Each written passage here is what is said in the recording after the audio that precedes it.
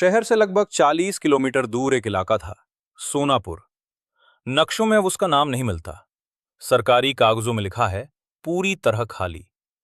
लेकिन जो रात में उस सड़क से गुजरे हैं, वे कहते हैं वहां आज भी लाइट जलती दिखती है। अनिरुद्ध को अपने पिता की मृत्यु के बाद गांव लौटना पड़ा। पिता ने आत्महत्या की थी, ऐसा सब कहते थे। पर एक बात अजीब थी, उनकी मौत का समय लिखा था 3:17 AM। अनिरुद्ध जब बचपन में उस घर से निकला था, तब भी घर की दीवार पर टंगी घड़ी हमेशा 3:17 ही दिखाती थी। उसने कभी ध्यान नहीं दिया। अब 18 साल बाद वो उसी घर की चाबी खोल रहा था।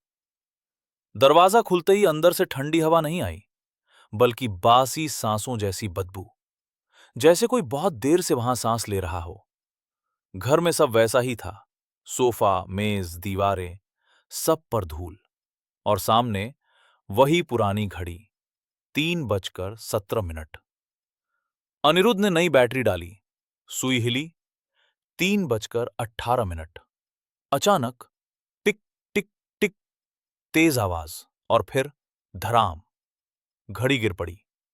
सुई वापस 3:17। पीछे से आवाज आई, इसे मत चलाओ।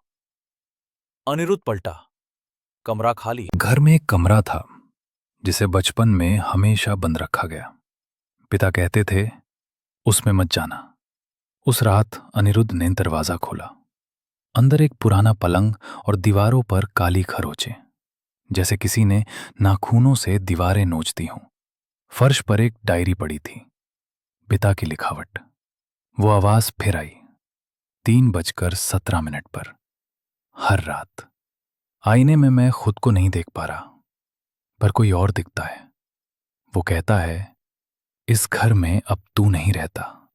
मैंने घड़ी तोड़ दी, पर समय यहीं रुक। अगर कोई ये पढ़े तो 3:17 पर घर से बाहर मत रहना। अनिरुद्ध का हाथ कांपने लगा। घड़ी ने टिक। अचानक घर की सारी लाइट बंद।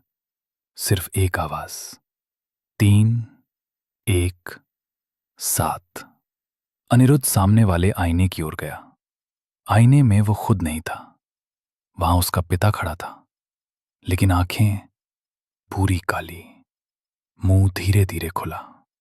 अब मेरी बारी पूरी हुई, अब तू। आईने से हाथ बाहर आया। सुबह पुलिस को घर खुला मिला। अनिरुद्ध फर्श पर बैठा था। आंखें खुली थीं, पर बोल नहीं पा रहा था। डॉक्टर ने समय देखा, 3:17 AM।